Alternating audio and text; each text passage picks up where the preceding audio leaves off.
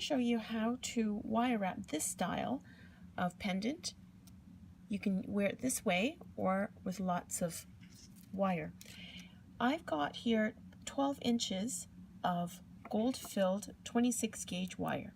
What I do is first I create a neck by doing this. The hole is fairly large. What I'm going to do, I'm just going to do that. There you go, like this. So I have a bit of a neck.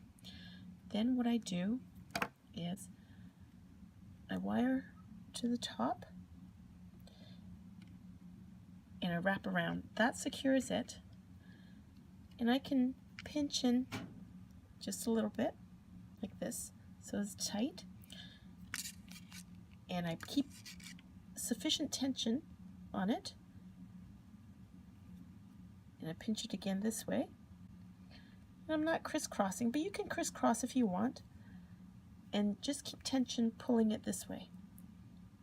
And I pinch it close so that the wires are close together.